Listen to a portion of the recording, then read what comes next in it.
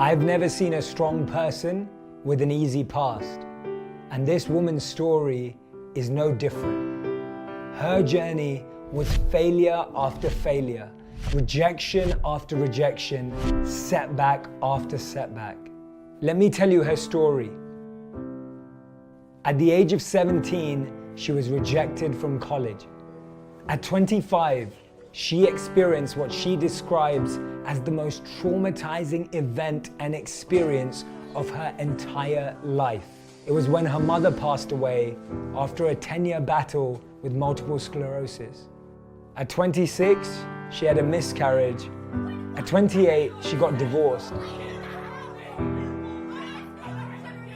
It's been described as breaking up from an abusive relationship, and then she was diagnosed with depression.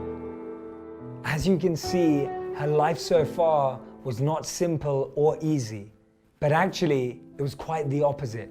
At 29, she was living in a tiny apartment, a single mother living on welfare, jobless and penniless. She said she was as poor as possible without being homeless. In her 2008 Harvard University commencement speech, she said she was the biggest failure she knew.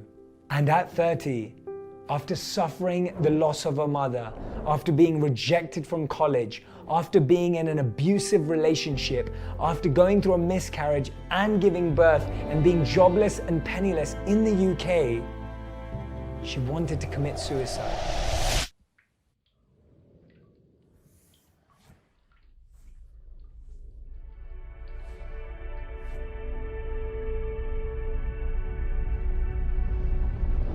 Instead, she'd been working on a book. She submitted her manuscript that was rejected by over a dozen publishers. At 31, she finally published her first book. At 35, she became author of the year. At age 42, she sold 11 million copies of her book within 24 hours. Her name is JK Rowling, the author of Harry Potter. She has become one of the most successful authors of all time and one of the wealthiest women in the world, but all through a struggle, pain, and journey of hardship. In 2006, she told a newspaper that most of her books are about death because of how she lost her own mother. And that's in Harry Potter's experience of the death of his parents, and also in Voldemort's addiction to immortality. Because she stated, "Aren't we all frightened of death?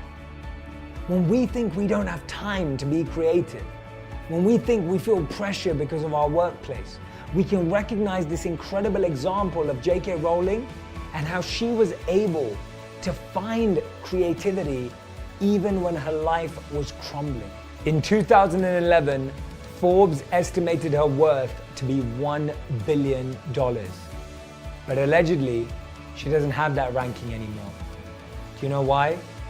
Because she decided to donate a significant amount of her money to charity. This is a lesson for all of us. No one we admire, no one we are inspired by, no one that we take any inspiration from has got to where they are without rejection, without failure, without pain. And remember this changed my life. Any rejection is just redirection.